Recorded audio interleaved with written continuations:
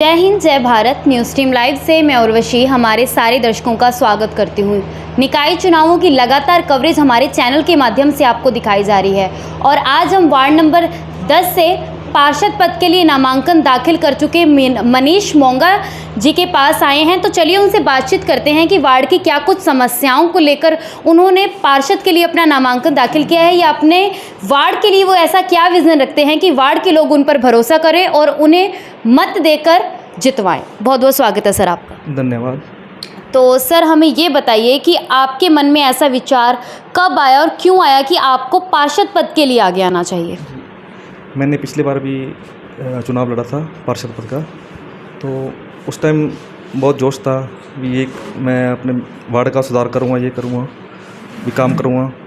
तो इस बार अच्छा माहौल है, अभी जीत की कगार पे हूँ मैं, तो आगे बहुत सोच रखता हूँ, गहरी सोच रखता हूँ, एजुकेटेड हूँ और वार्ड को सुधार करने के लिए कोशिश करूँगा। जितना मेरी हैसियत में होगा उतना करूँगा और सभी वार्डवासी को साथ लेके चलूँगा। टीम बना के टीम वर्क करेंगे। जो भी लोग, जो भी बंदे जिस काम के लिए परफेक्ट होंगे उनके साथ लेके चलेंगे। कोई विचार दे सकता है तो उनसे विचार लेंगे, जो अपना टाइम दे सकता है उनका टाइम देंगे। क्या कुछ समस्याएं देखते हैं आप अपने वार्ड में? पहले तो एक विज़न बताऊँगा। ये साथ ही रामलीला ग्राउंड है, पार्क है, ये मेरे वार्ड में लगता है। तो पौधारोपण तो सभी समाज सेवी, बड़े बड़े नाम रखने वाले लीडर साहिबान सभी कर देते हैं, पर उनको संभालता कोई नहीं है। एक टीम गठित करके, अकेला तो कुछ नहीं कर सकता, बंदा कुछ नहीं कर सकता। एक टीम गठित करके ये मेरा प्रयास है, अभी उनको संभालूँ। हरियाली ही से सब कुछ हो सकता है। और दूसरा मुद्दा है नशे का। ये पार्क में वो शाम को अंधेरे में लाभ उठा के नशा करते हैं, युवा बढ़ चुके हैं। उनको सुधारने के लिए जी एक टीम, बुजुर्ग लोगों की टीम, उनको संभालने के लिए, उनको गाइड करने के लिए, उनको जो अगर गाइड नहीं करेंगे तो नहीं संभलेंगे। बच्चे छोटे छोटे जी, मैं भी भड़क गया था जी, सभी भड़क जाते हैं जी, बचपन ऐसा होता है जी, अगर भड़क जाता है जी, तो उनको रास्ते में लाना है। तो वार्ड के अंदर आप अपनी क्या समस्या देखते हैं, चाहे गलियां नालियां या सफाई को लेकर जहां तक बातचीत है, तो वार्ड की क्या समस्याएं हैं?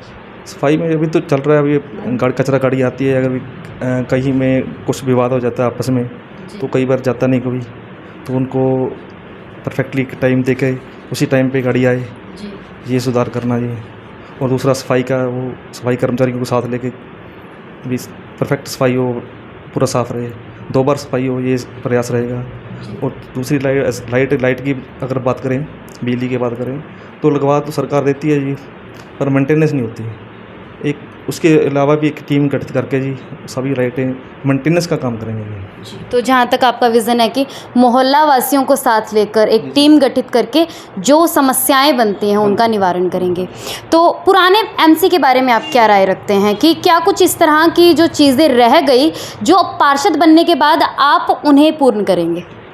उन्होंने भी अपने लेवल पर काम किया है, बढ़िया किया है। जो जी, अभी किसी को क्या, अभी किसी के बारे में बुरा नहीं बोल सकते कभी भी जी।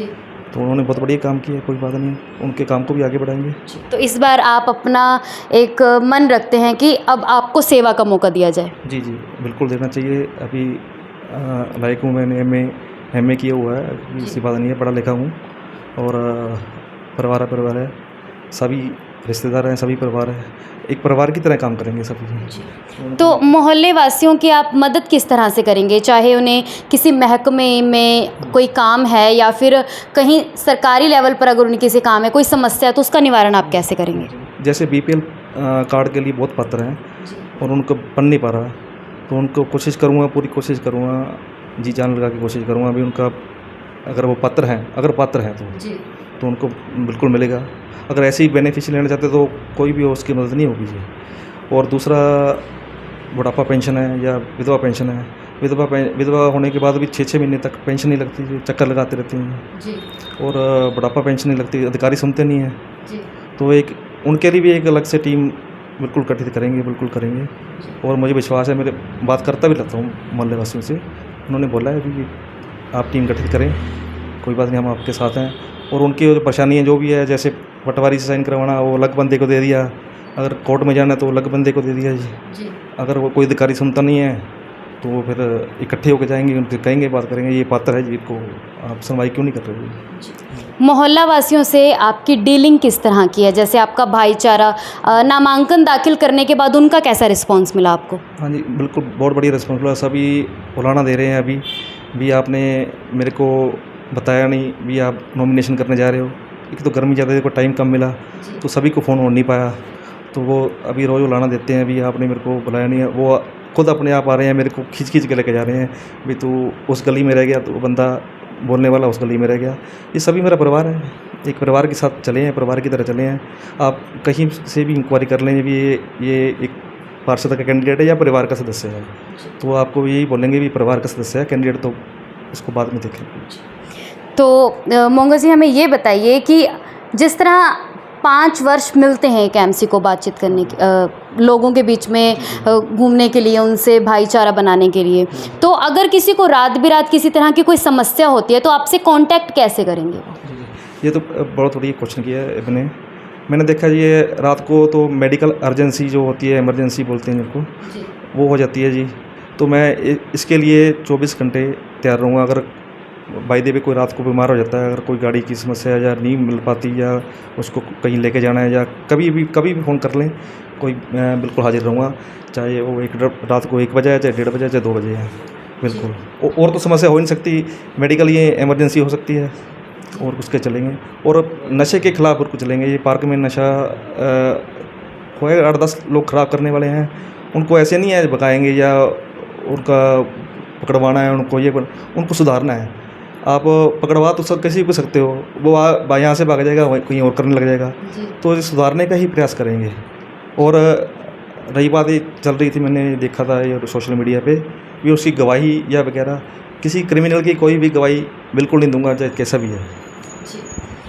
तो मोंगा जी, अंतिम सवाल आपसे मेरा ये कि एक कंपटीशन की बात भी आ जाती है, जैसे चुनाव आते हैं, आपके सामने भी कोई दावेदार है, तो अपनी स्थिति आप कहाँ मानते हैं लोगों के बीच में? जी, अभी तो जिस हिसाब से रुझान आ रहा है, बहुत अच्छा रुझान आ रहा है, तो भारी मत से जीतने की पूरी संभावना है। जैसे मैंने आपको पहले भी इंटरव्यू में बताया था भी रिकॉर्ड तोड़ मार्जिन से जीतूँगा। बाकी जनता पे, मेरे परिवार पे, जनता नहीं कहूँगा, मेरा परिवार है, जो जैसा मेरा परिवार आदेश करेगा उसका मानूंगा जी। तो ये हमारी बातचीत थी मनीष मोंगा जी से। बता दूं, वार्ड नंबर 10 से उन्होंने पार्षद पद के लिए नामांकन दाखिल किया है, और जिस तरह से बड़े ही शांत, आप कह सकते हैं कि नेचर के व्यक्ति हैं ये। इसी के साथ मोहल्ला वासियों के साथ उनकी डीलिंग कहिए चाहे भाईचारा, वो भी बहुत अच्छा है। इसी के साथ वो एक अपना विज़न रखते हैं कि नशे को, क्योंकि नशा जो डवाली की आसपास के जो जितने भी स्थान हैं उसकी एक बहुत ही भारी समस्या बन गई है। और रामलीला ग्राउंड जो है वो यहाँ का एक इकलौता आप कह सकते हैं कि पार्क है, जहाँ पर जो बुज़ुर्ग हैं या बच्चे हैं वहाँ पर खेलने के लिए जाते हैं, आप कह सकते हैं सैर करने के लिए जो बुज़ुर्ग वहाँ पर पहुँचते हैं। तो वहाँ पर भी उन्होंने एक विज़न रखा है कि वहाँ से नशे को ख़त्म कर, और इसी के साथ वो किसी को कोई सज़ा नहीं करवाना चाहते। वो चाहते हैं कि इस तरह के जो युवा है जो नशा करते हैं वो सुधर जाएं। तो ये जीत का ताज किसके सर आएगा वो तो आने वाला समय ही बताएगा, लेकिन इसके लिए आपको हमारा चैनल न्यूज़ टीम लाइव से इसी तरह जुड़े रहना होगा। आपके साथ मैं हूँ उर्वशी।